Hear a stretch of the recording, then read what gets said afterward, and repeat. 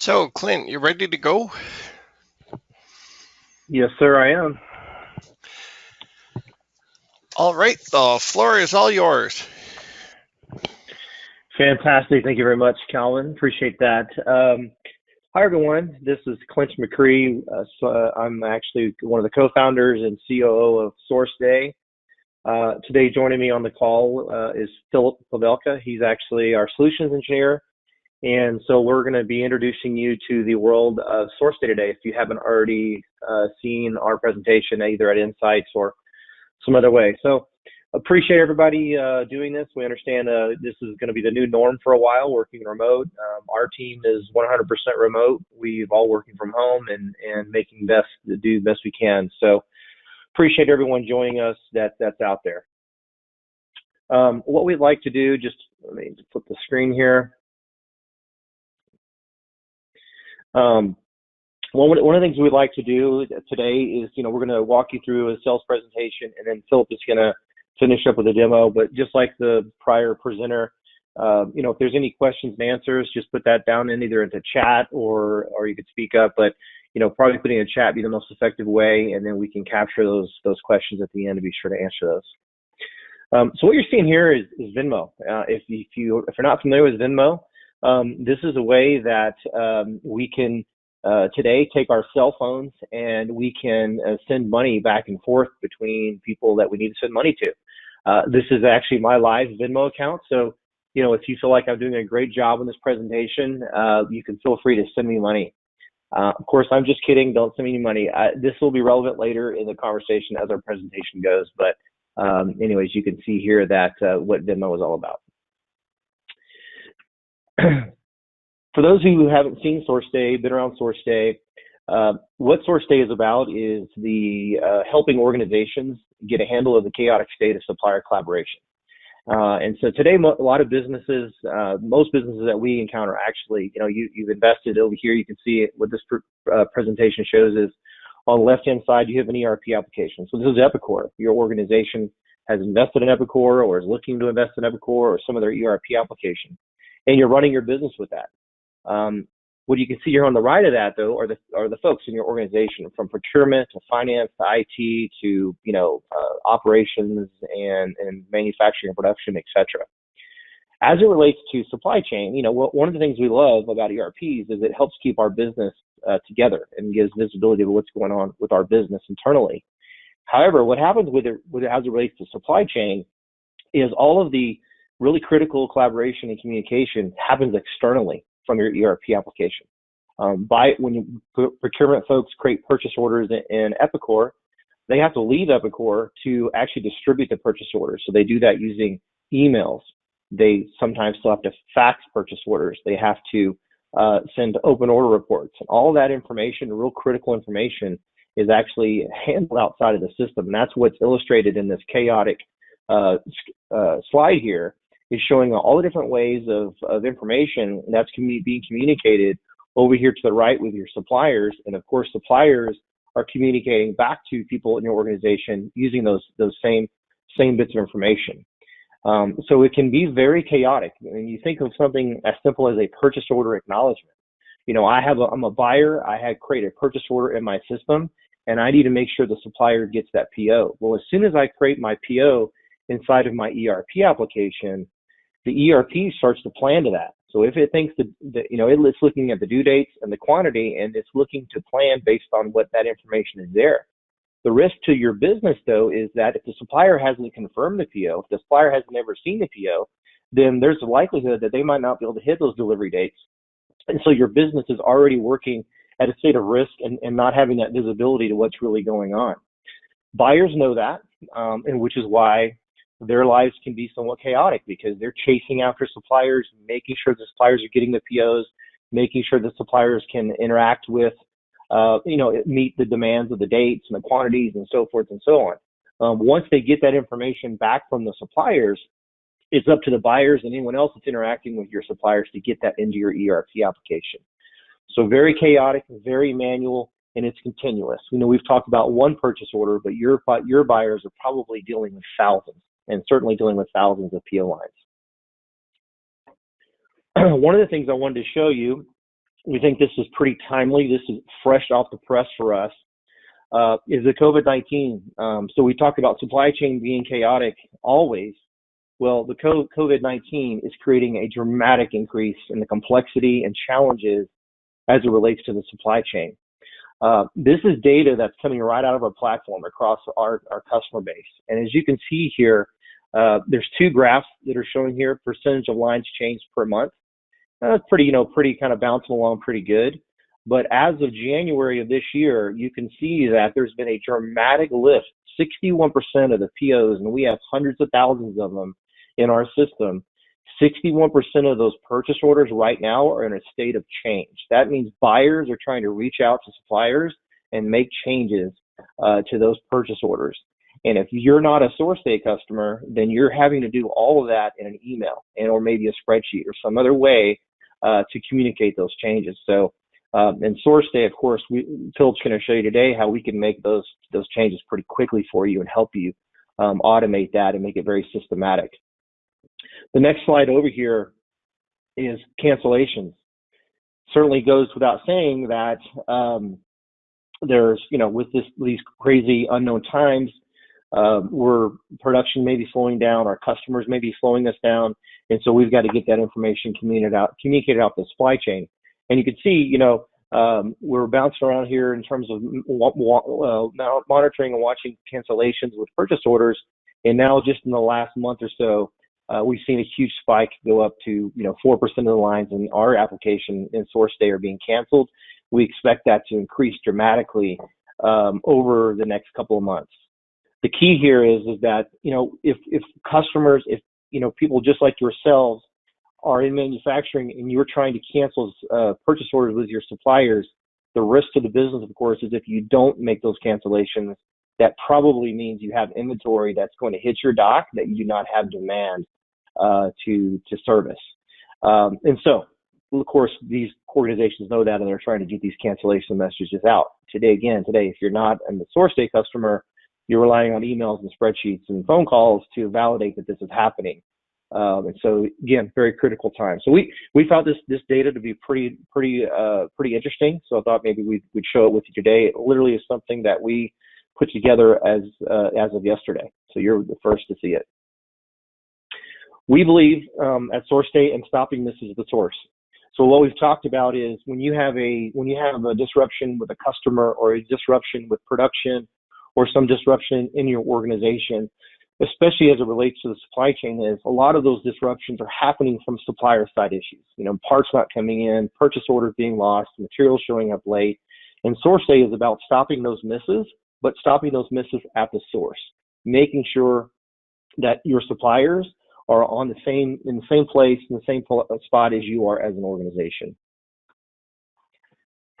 So with this is sort of before and after. So this is the after effect of SourceDay.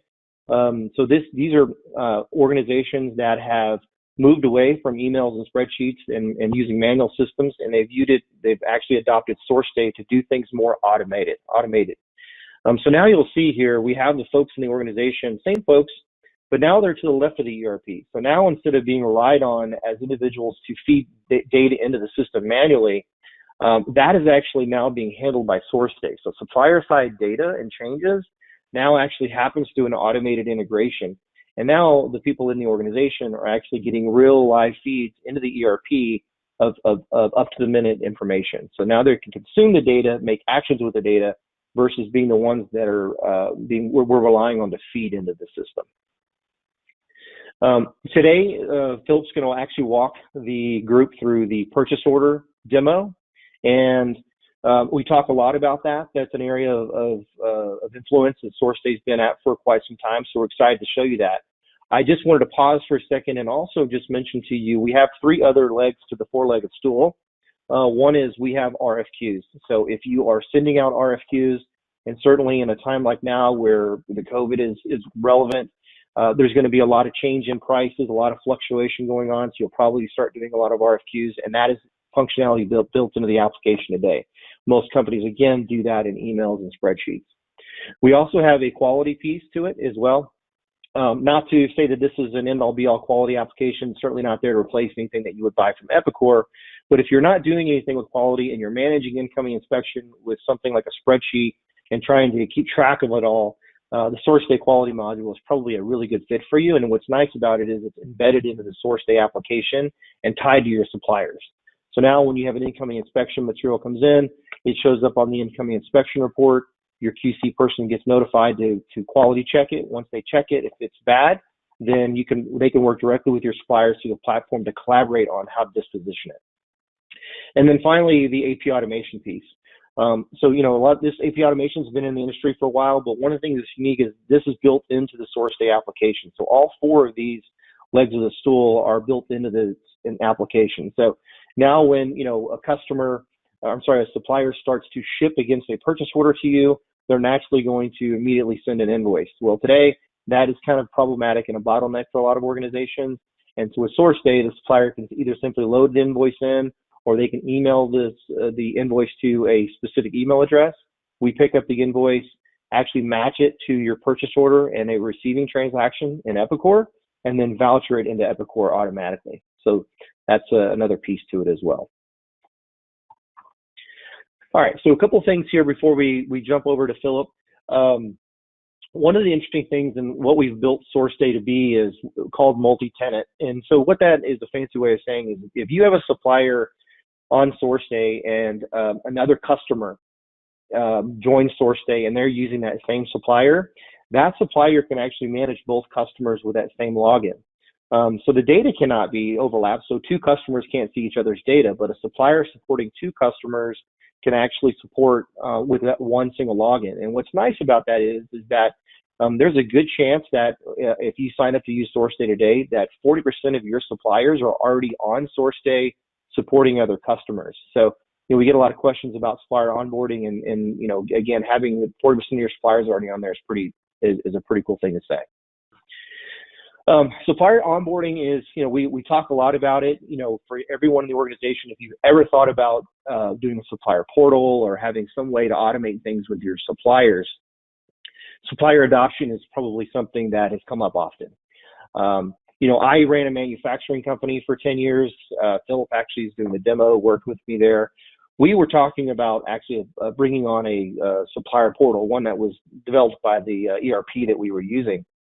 The risk for us, or the challenge for us was, we could adopt the portal. That's not actually the problem. The problem was we had over 1,000, probably 1,500 suppliers.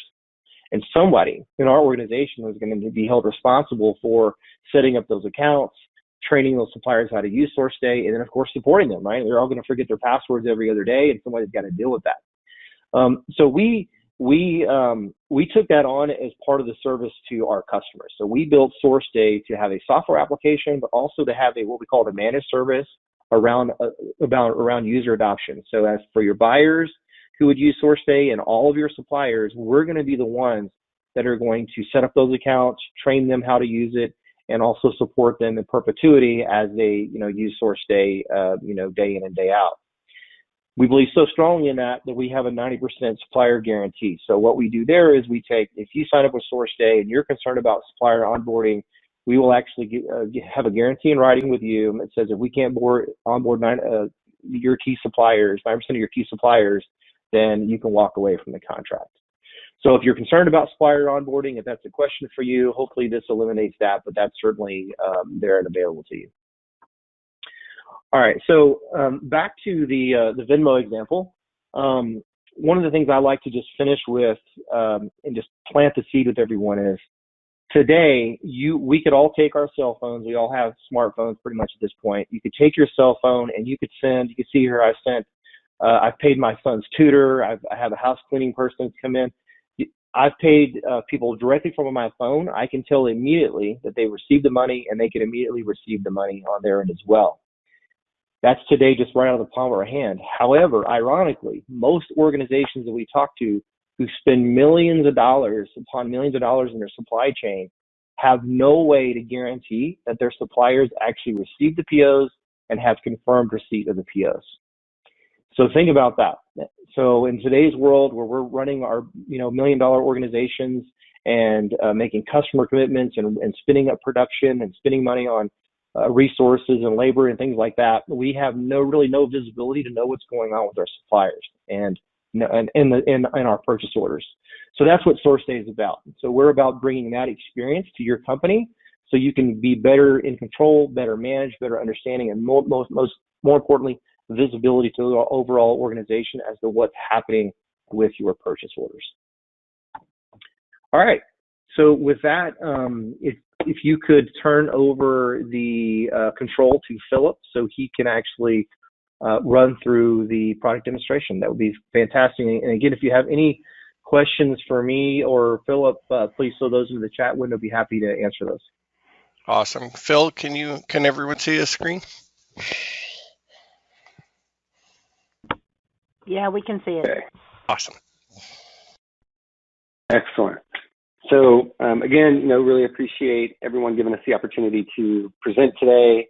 I'm really excited to show in the software everything that Clint was speaking to. So again, I'm going to dive right into the product demonstration. If there's questions, feel free to throw them in the chat.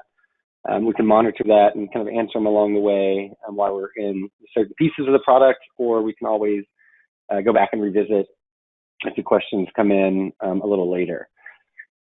So the screen that you're seeing here is the main purchase order dashboard within SourceDay that the purchasing team is going to utilize to manage the POs once they've been created in the ERP. And I always like to make it very clear when SourceDay comes into play, and that's after the PO is created. So ERP systems have amazing technologies and systems built in that allow for planning, scheduling, knowledge of when we need POs, when the POs should be arriving, and who we can purchase those with. But to Clint's point, once the PO has been created, it's very manual from that moment. So we're expecting someone to distribute that PO to a supplier, and then in turn, follow up with those suppliers to ensure that they're getting acknowledgement. There's also times that we need to follow up if something was not delivered on the expected date, and so forth.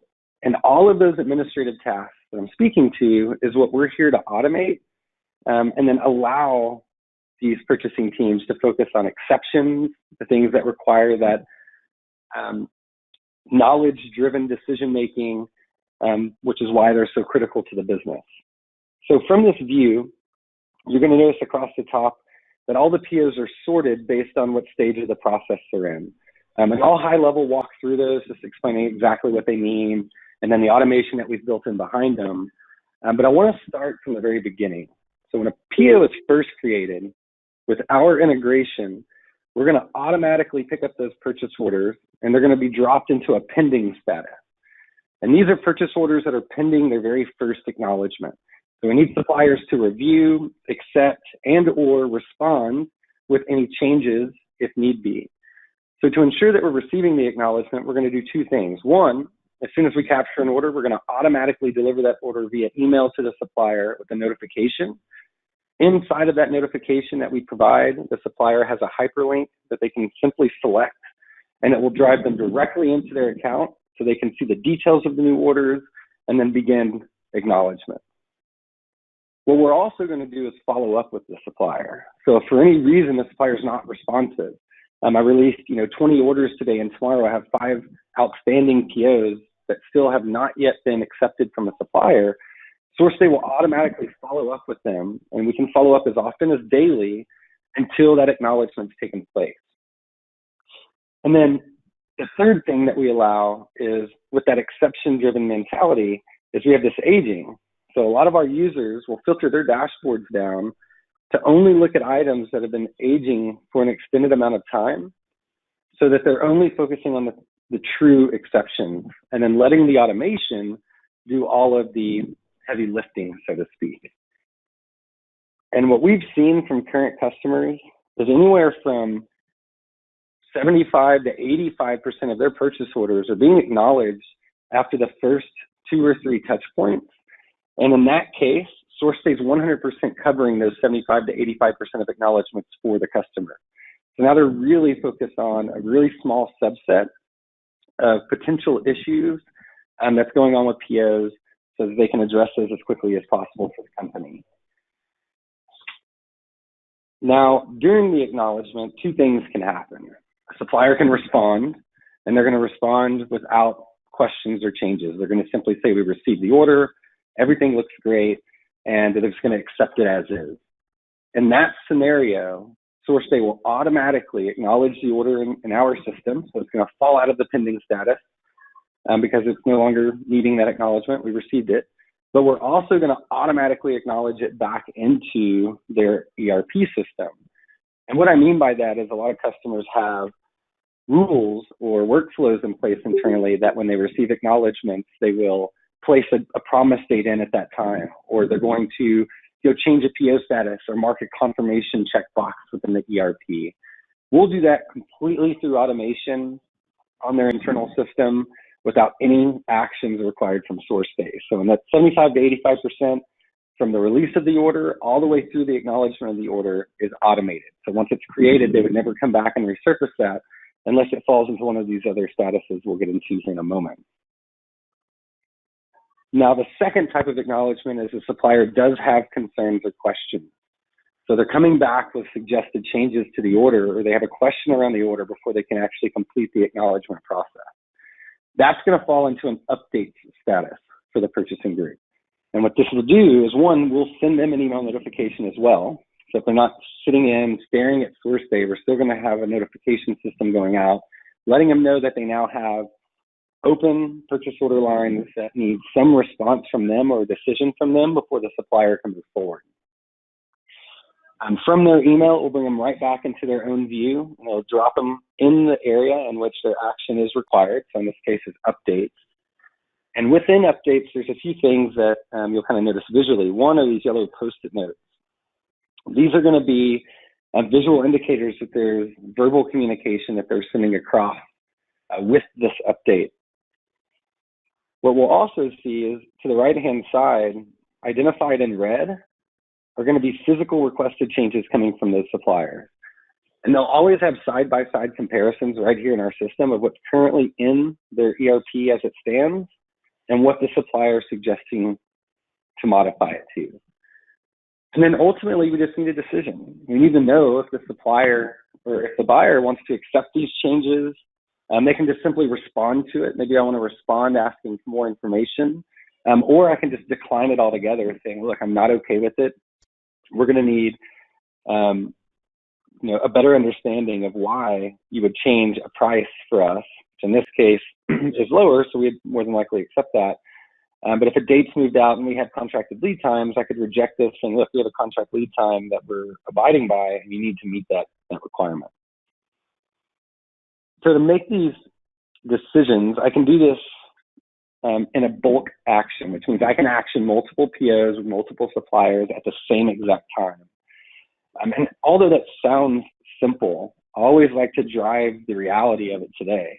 And the reality is, even if I had 10 new POs I released today and I sent it to the same supplier, I'm still going to send those in 10 separate emails. So those are 10 conversations that I have going on that I'm going to expect the supplier to respond to.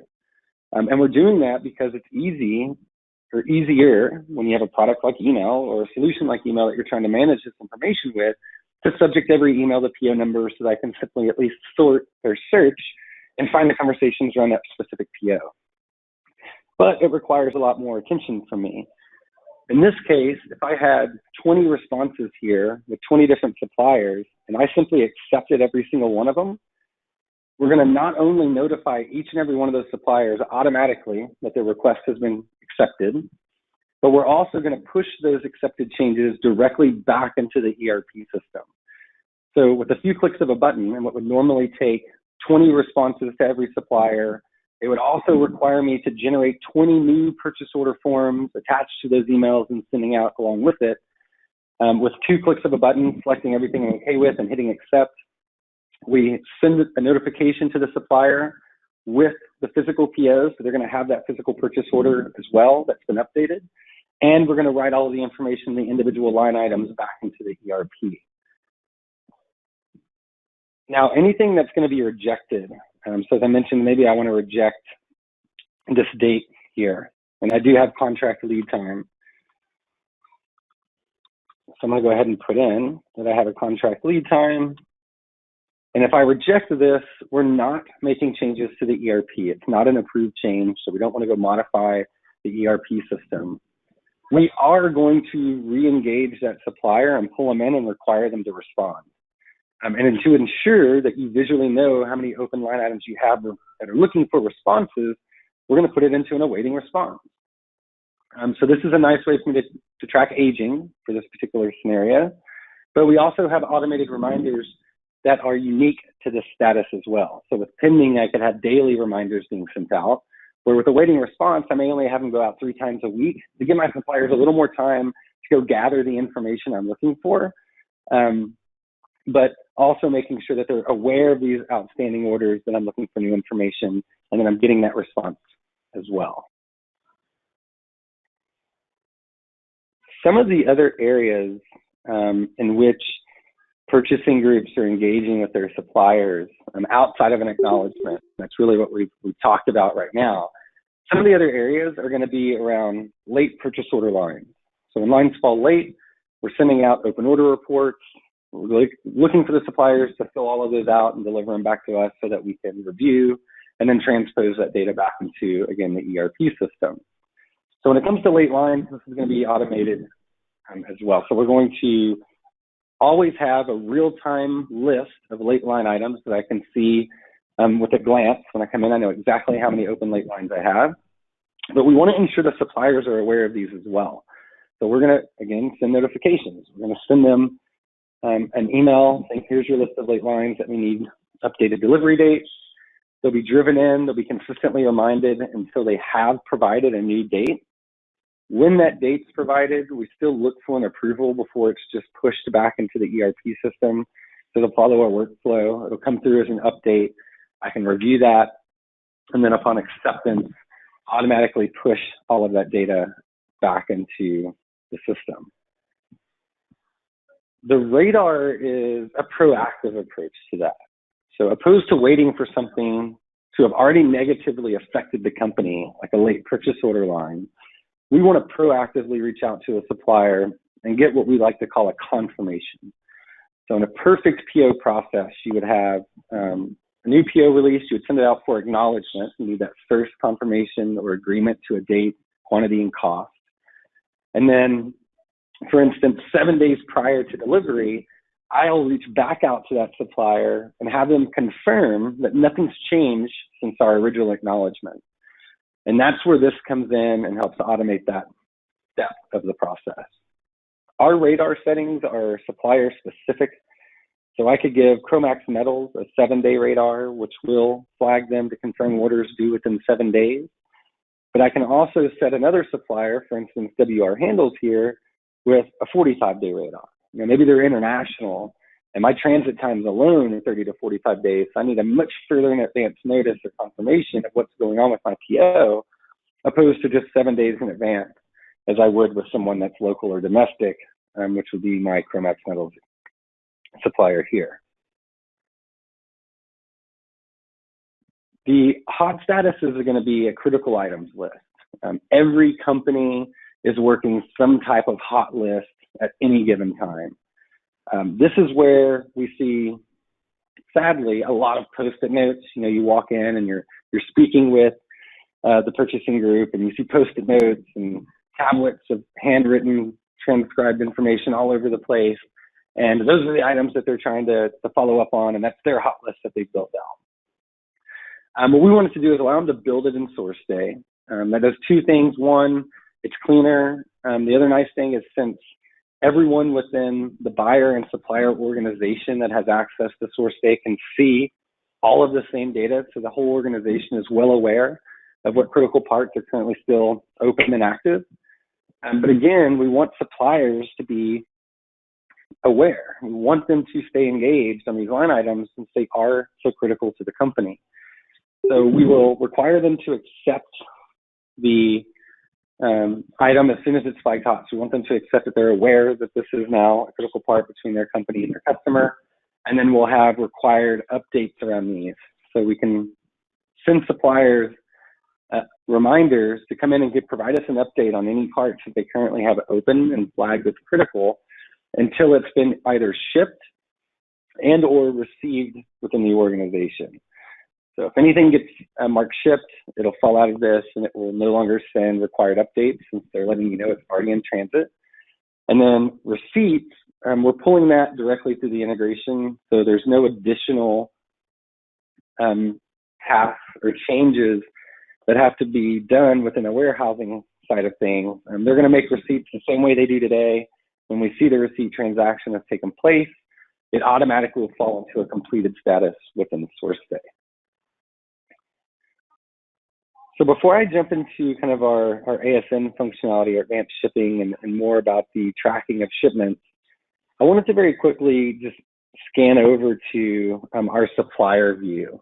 And this is really important to all of us here at SourceDay, that everyone gets a good understanding of, one, how we're benefiting the customer, but two, why the onboarding is so successful within our team.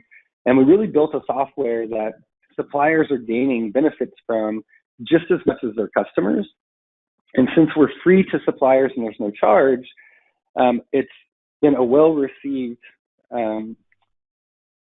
gift, so to speak, to them, that they can now simplify the management of orders with the customer, quickly respond to things without managing, again, those 20 emails. If they have 20 open POs with their customer, they can respond to things in bulk. They have the same breakdown as the other views, so they know exactly how many open line items they have, how many of those are in late or due within 7 days. If there are any updates coming from their customer or changes, those are all in one place. And then they also have a waiting response. So there's a lot of times suppliers are asking for updates, or they have questions or those suggested changes, and they're waiting several days to get responses from the customer. They can quickly come in and see what those are. They have aging. I know how long I've been awaiting these, and I can select every single one and request that update from the buyer. So if anything sits here for more than 3 days, I'm going to go ahead and request the secondary update, which will re-engage the buyer and ensure that they're coming in and reviewing those requests. Some of the other really neat functionality on the supplier side is going to be the generation of the PO. So I mentioned we're delivering everything down to the physical PO for suppliers, and we've had a lot of great feedback on the supplier front that they love the fact that they can come in and get the physical copy, the latest version of a PO whenever they need. A lot of times they'll receive an email with requesting to change a purchase order, and they'll respond saying, yes, that's fine, we can move it out a week or we can pull it in a week. But they can't modify their system until the buyer provides them a contracted copy of that requested change or that accepted change. We've heard, we've had suppliers asking and waiting anywhere from, 24 to 48 or even longer, 1 to 4 days to get that contract. And then by the time it comes back, they can no longer meet the requirement because they weren't planning to it internally. So now if they request a change and they accept it, at that moment, they can go ahead and pull that copy of the PO of that accepted change from the buyer. One other quick piece of information from a supplier standpoint is documentation. Outside of a physical PO, there's a lot of other documents shared between both parties. Buyers will share things like specifications, drawings, and CAD files or step files. And we allow those to be shared through our system, and they can be linked directly to a purchase order line, even an item, which is really cool. So if you have a lot of customers that are out there, there's organizations out there that have item level documentation they're sending with every purchase order, they can upload that document in our system, link it to the PO or to the item, and we'll attach it to every single purchase order line that has that item listed. So we'll always ensure the supplier has the documents needed when acknowledging purchase orders with a specific part number listed. And then this is also bidirectional. So suppliers can also upload and share documents with their customers. Some of those, obviously are like certifications. It could be shipment information. A lot of suppliers will put their packing slips in here just so it's digital, and they're kind of going that paperless route internally where they're not printing and mailing packing slips with every shipment. They can just digitally upload it and share it through SourceDay with the advanced shipping notifications. And then one of the really nice features of our document system is there's no limitations, and that's not only on file type, so we do not limit the type of files that are shared, but we also do not limit any sizes. So there's no size restrictions, so no matter what the document file size is. A lot of times with email, you can't go above certain megs, and then you have to revert to another third-party app like a Dropbox or a Google Drive. This allows everyone to communicate around POs, no matter what the items are, like documents, in one single location. Okay. And Phil, over So at Codabear, we've also been working with a large client. We're also looking at taking that ASN and then scanning the barcode when it's received, and then auto-filling the receiver with the information on the SourceDay portal of what was in the shipment. So the receipt entry person doesn't have to sit and enter the 50 lines that are coming in. They just scan one barcode and that puts it in.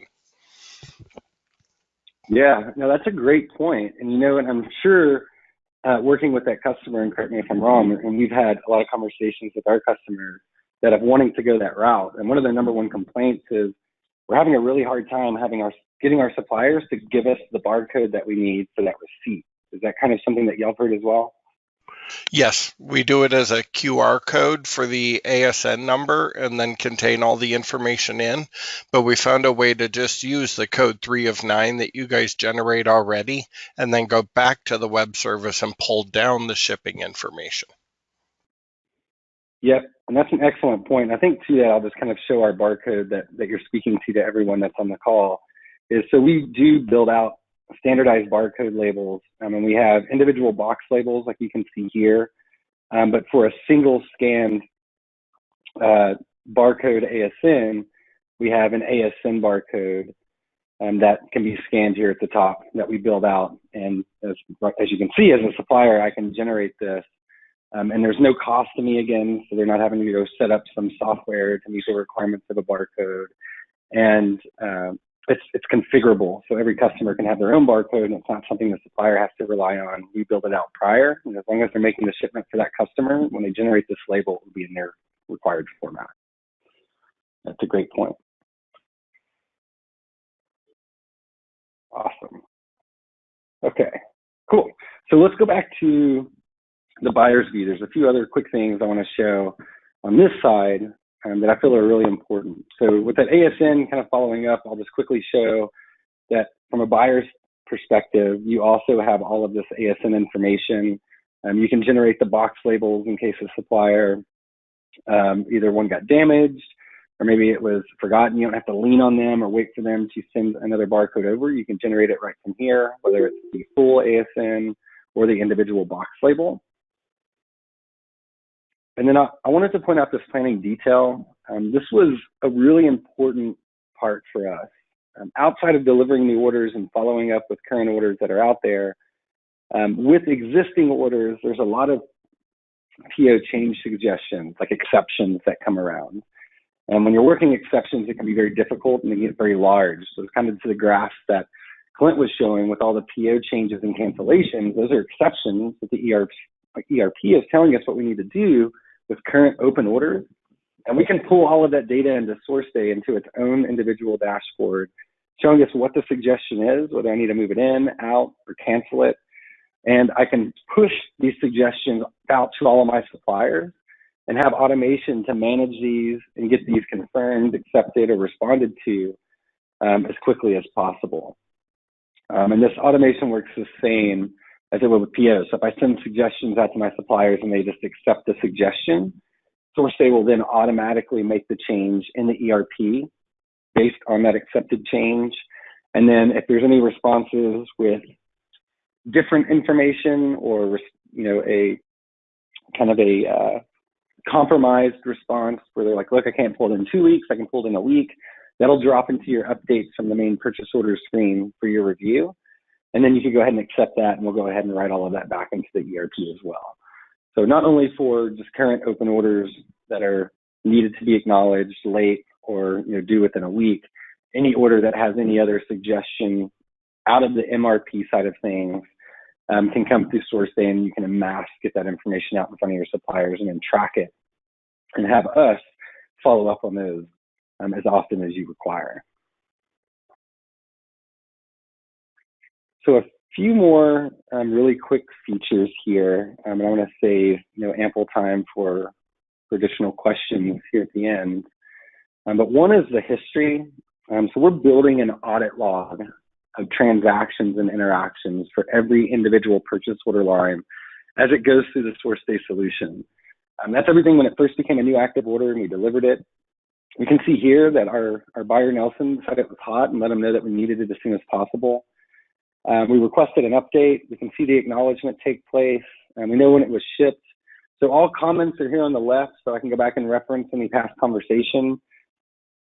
But where this is really powerful, I mean, of course, for the buyer, if a buyer has hundreds or thousands of open purchase order lines, to know and look and find the conversations and interactions we had for a specific line on a PO that could have 20 lines on it is very difficult. In an email, I could find the email for the whole PO, but I have to go through the entire conversations of every line on that PO to find out when I was talking about line 1, for instance.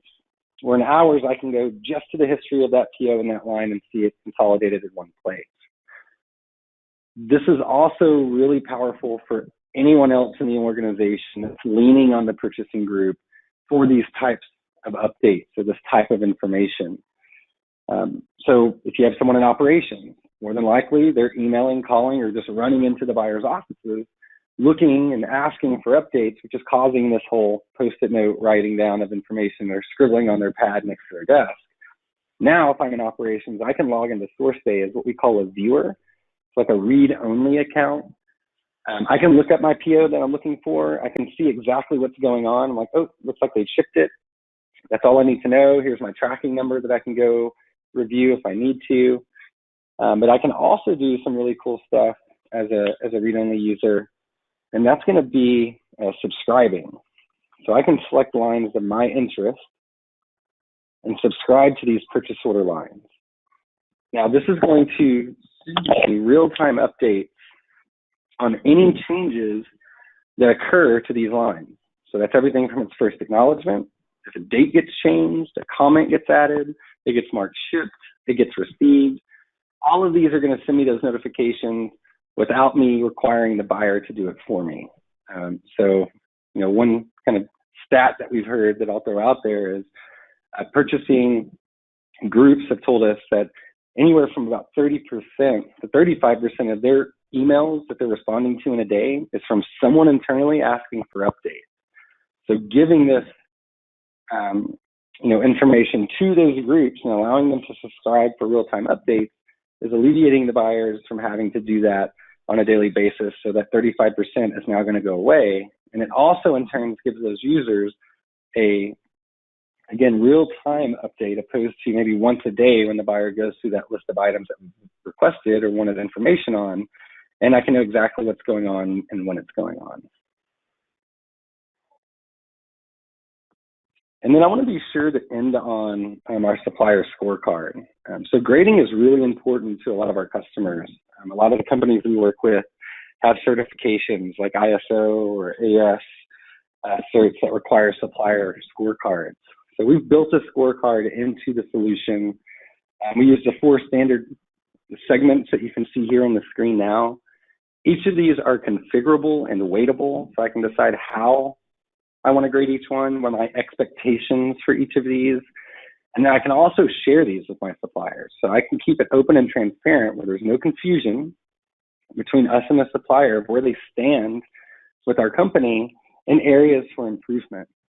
So instead of waiting for quarterly or annual business reviews to sit down and show a supplier where they're at and possibly having that shock moment of last time y'all met they were an A and now they're a D and they're trying to understand what's going on and everybody's kind of leaving confused and upset. They'll know as soon as something is starting to go down what segment it is, how they can correct it, and it can open that conversation. And the last thing I'll mention here is it also allows grading for every supplier, and you can make it transparent to every supplier. So even if you do have quarterly or annual business reviews, there's a really good chance they're only being had with the top 5% of your supply base. You're not doing it with every supplier you're interacting with just because they take a lot of time. A lot of these scorecards are manual that we're having to build out. and you have to set up these individual calls. So this now allows every supplier to be well aware and for you to be well aware of where your suppliers are, so that if you do set up a quarterly or annual business review, you're doing it with the suppliers that need it, opposed to just always being the top 5%. And if they're A's all the time, you could really spend that one-on-one time with suppliers with someone that needs a more personal engagement and conversation around how we can plan to improve these segments in which they're not meeting our expected requirements. So with that, super high level, I know we went through some things pretty quickly. With the 15 minutes that we have left for our time today, I'd love to open up for any questions that have come through. And then I can also, pass to Clint if you have any following thoughts as well.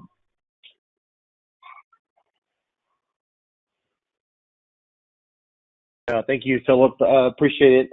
So are there any other questions out there? If you can throw them in the chat channel on GoToMeeting. Otherwise, we can give you a little bit of time back. Well, thank you, both Clint and Phil, for your presentation. It was awesome. Let's see if we got any questions.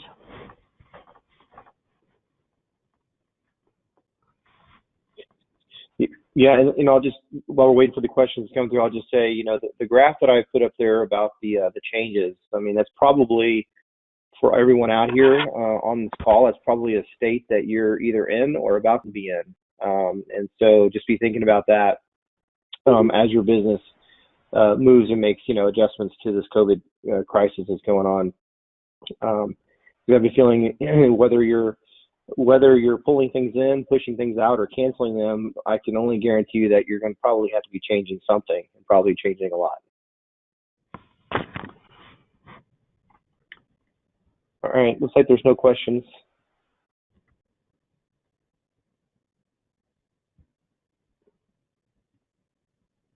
I guess, Christine, we'll drop. I don't know if you guys are going to continue to keep going, but I guess the SourceDay team will drop.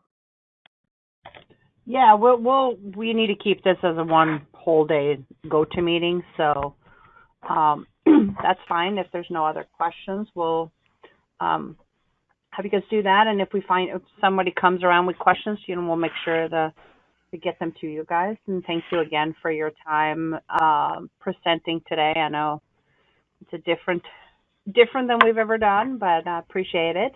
Mm-hmm. Hey, Clint, if you can, go ahead and forward your presentation if you can, or Phillip, your presentation. We'll go ahead and put that in with the minutes of the meeting that gets sent out, and we'll need to remember to go over that with Kaho and Naoki to get their presentation we'll from CADlink also. We have the video, but... Yeah. We'll get Casey to send that over to you. Oh, and I should just mention, for those of you who are interested and maybe want to talk to us more, please reach out to us. Happy to do a demonstration for your company. We're going to be running, because we understand there's a lot of criticalness going on in the world today. We're going to be running some specials on SourceDay, some promotions on helping get people into the application, removing some of the barriers. So if that's something you're interested in doing, want to learn something about that, please reach out to us and be happy to go through what those options are. Awesome. Great. Thank you. Thanks, everybody. Have a nice day. Thank you for inviting us on here. Thanks, Clint. Thanks, Phillip. You got it. Bye.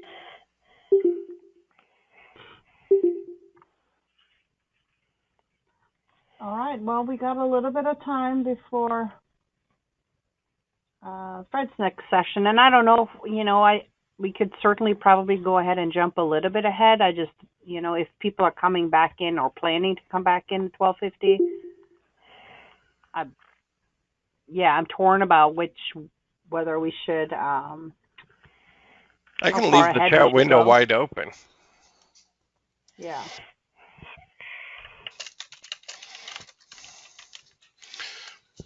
Yeah, I don't want to find somebody jumped out of the meeting and, I was going to pop back in at 12:50 for BAQ, so I don't really want to necessarily pull it forward. Right. That's my concern too. Any other questions besides Tom? No, you're totally fine, Tom. If you have questions, go ahead and throw them out. Let's do networking again, people. Let's get questions.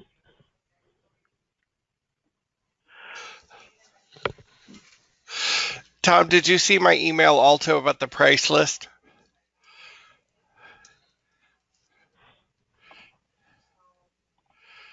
I don't see him on the call anymore. He's just on the web.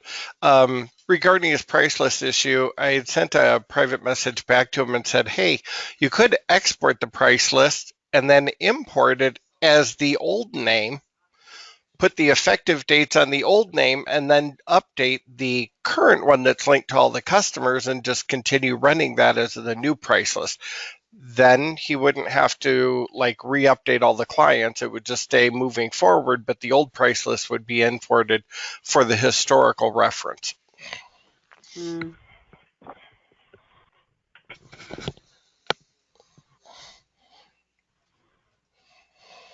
Just keep in mind when you export the price list, it wants to save it on the server, so you need somebody with the server access to grab it for you in case he doesn't have server access.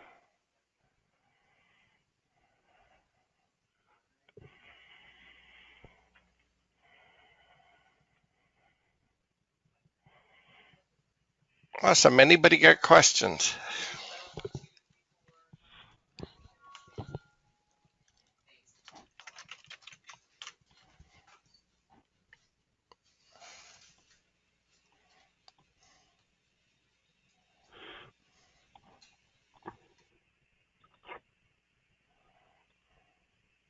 Should have like some waiting music or whatever it's called. Elevator music. I was going to say, you don't want my hold music. No, I don't. What's up, Michelle? We've got a question here from Michelle. What's the best way to send in? Yep. The invoice to a customer with only one total price. Well, you have to make yourself a report, a new report style, and a new report that will only show you the total price and not the line prices if you're going to do it from Epicor. Exactly, or just copy the report and just take the unit prices out and then only show the extended price. Right. And I believe you can do that in the report designer now in 10.2. Go up, make a copy, and it'll make a copy of the report. You don't need to change the RDD, but then just go in and modify the report, give it a new name, and then just add the report style. That should not be a very difficult thing to do there. Yeah, if you copy it from the report style form, then it'll get you everything copied over, it'll use the same RDD. Unless you choose to want to do a separate RDD, but I don't know in this case if you do or not.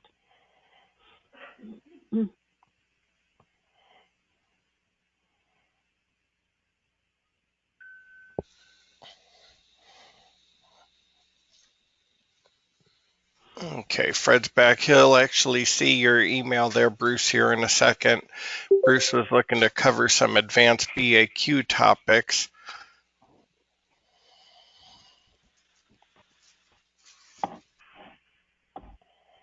Okay.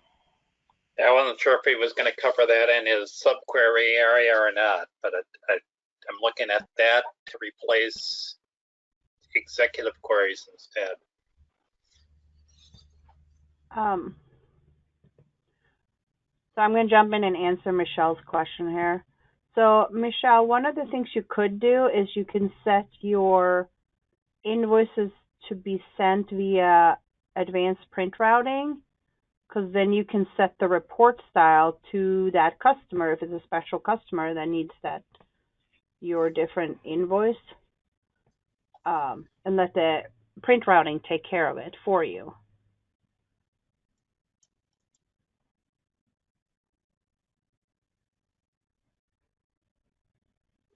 And then you can send out all your invoices via an email. Even just sending it to the printer, if you still snail mail, you can use the print routing to at least select which report style you want printed. Right, and then it can go to printer instead of email.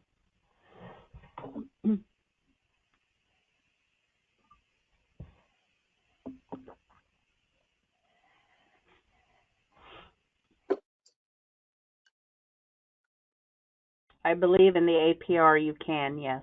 You can set the report style by customer. Yep. I remember many years ago we used to put a sub-report in there, and if it was this customer, then we printed this report. If it was this customer, then show this report, hide this report. It was really convoluted back then. We just put them all as different sub-reports in Crystal. You don't need to do that anymore. With the print routing, we can determine which customer is it and then select the report style that you want to use. Yeah.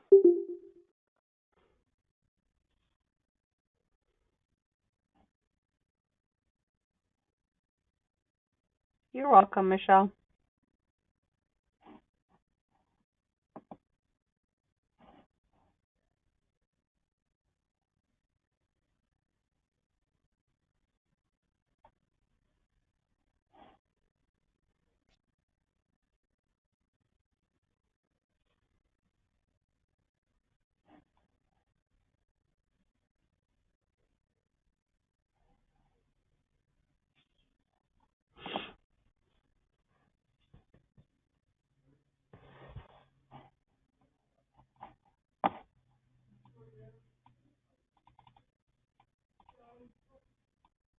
All right, anybody else have any questions we can try to answer? Finally, the administrator came in. Finally, it was me. Who's the administrator? I'm logged in from one of my other PCs. I thought I could come in stealth mode. I see. I appreciate you jumping on and checking out our virtual meeting. Yeah, I want to see how we could do it for Minnesota. Minnesota had to cancel, as I think you saw. I did. Yeah, there were parts of me that wanted to cancel, and then there were parts of me like, darn it, I don't want to, because I want to be able to try to continue business as normal, and part of that is still us meeting and sharing.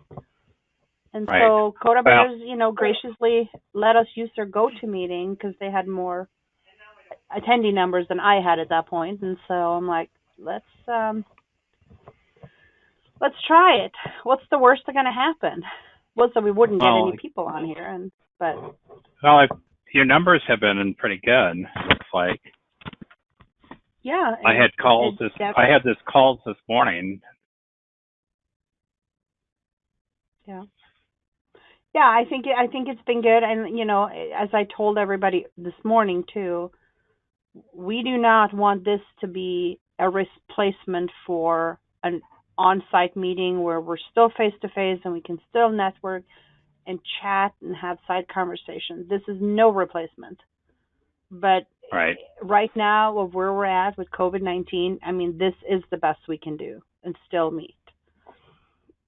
And people still have questions and still need to look at how can we continue to evolve our business, especially as we don't know what these next months might look like for all of us.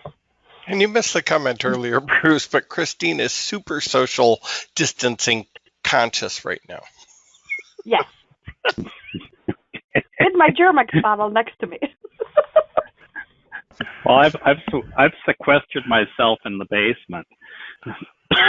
I don't know if that was my call or my wife's call. I was going to say, I'm like, cold and damp. We're over 50. Bruce, stop this. That's not safe. Mm-hmm. Hey, Bruce, this is Fred.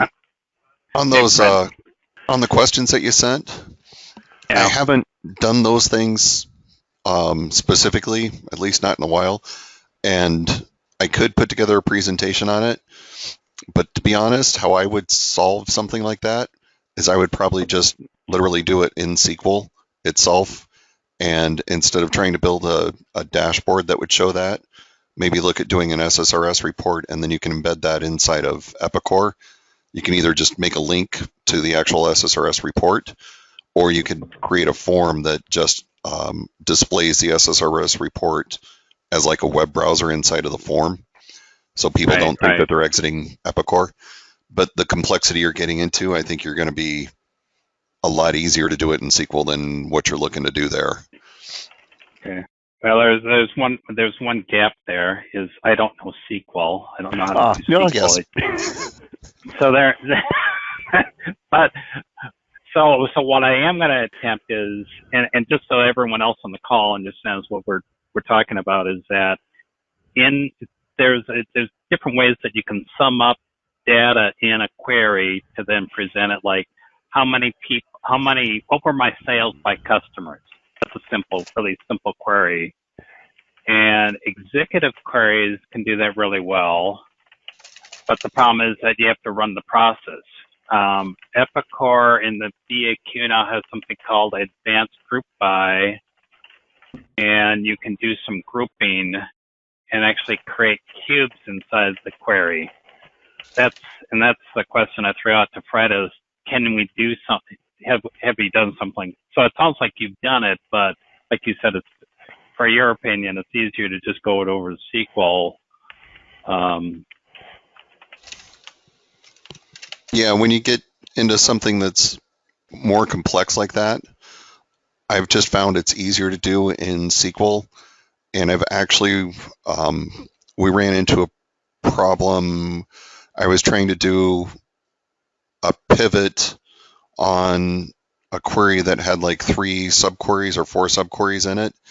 And the pivot actually falls apart if you do it with Epicor BAQs.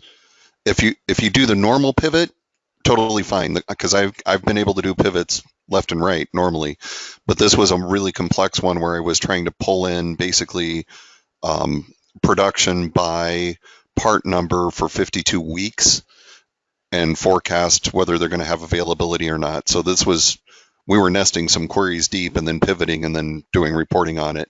And basically something in there was nested too far that Epicor couldn't handle as a BAQ, but I could take it out and put it into SQL very easily. And so I just ended up doing an SSRS report. So when you get into some of the more complex things like you're talking about, sometimes I've run into problems trying to get them in the BAQ. And also partially because I come from a SQL background, sometimes it's just darn easier to do it over there. I try to do as much as I can in the BAQ because it goes from environment to environment easier. But sometimes it's just easier to go bite the bullet, do the SQL. Here's the report. You're good to go. Yeah. Well. Here's the other part in this too. When you start saying use SQL, is this is a cloud instance that I'm actually doing this in too. Oh darn. Okay. Yeah. So yeah, you really do need the BAQ response. Yeah. So we do some where we'd still do the external BAQ because we have a view in SQL, and then we'll pull it in as a report through the BAQ report. Okay. Yeah, but you still need SQL access to get the view. Yeah, but couldn't you turn around still execute the SQL code through REST in the cloud? Not sure. They expose that and open it. Not direct SQL, no. You can do BAQs and stuff, but. Do you guys see Laura has Yep. a comment saying we use Power BI for those types of questions. You could pull in multiple BAQs and link to tables with Power BI. Yep, that would be another route to go, Laura. It's a good idea. And can you connect Power BI to the cloud? Yes, because OData, you can hit. So even if you design your base BAQs that you need, In Right, OData, you can query the BAQ, or you can use the business objects or the tables directly. And then you can put it into Power BI, put your relationships and do your sums in there like Laura's talking about. And Calvin, you're kind of correct, because with the OData against the business objects, you can write some SQL, but it's like filters and choosing your columns. You can't really do the grouping and the sums that Bruce is looking for. Okay. Okay, no, that helps. Yeah, the Power BI might be a really cool solution for that, to be honest.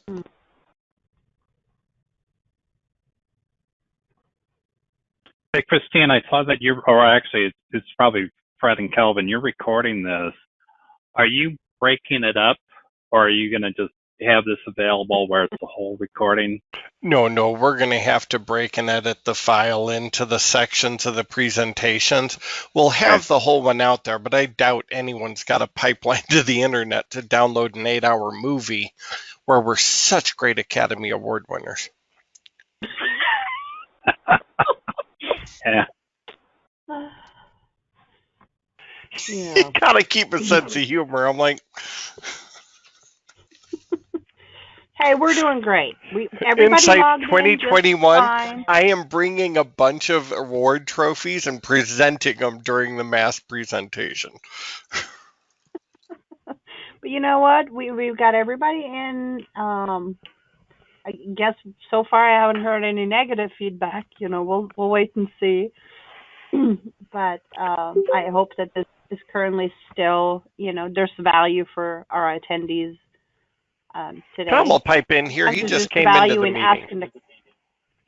Sometimes it's just asking the questions too, having somebody to just ask some of these questions like we're doing.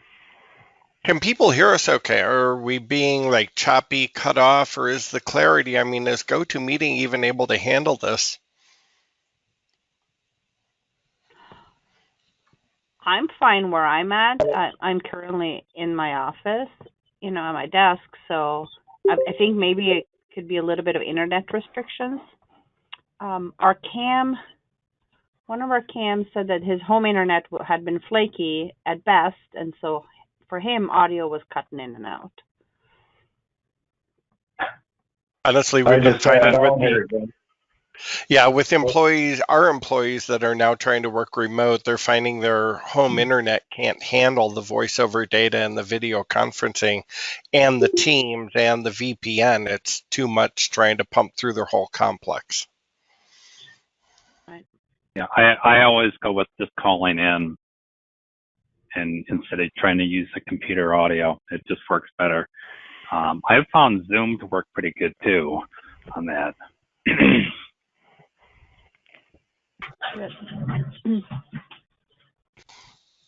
Awesome. In the chat window, everyone says sound is very good, so they're able to hear us. It's moving through. But yeah, I do want to break the video up into the sections so people can get quickly to what they want, but there will be a transcription of all of our dialogue and all of our laughing. Inside the transcription, when we send it out, you can click on the link in there and it'll take you to that point in the video file, so you don't have to sit and listen to the whole thing. And that's where we got the Oscar.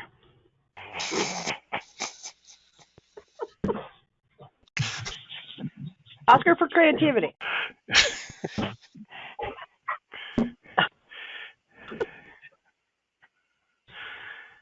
You can see that the Oscar for, or the nomination for shortcuts in a video file. Right. This is why I brought my coffee cup out today.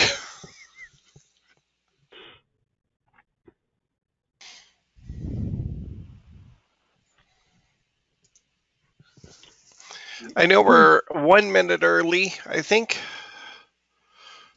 Fred, are you able to kind of hop in? Yep. Awesome. Do you want to go ahead and take presenter, or should I right click and pass it to you? Already on it.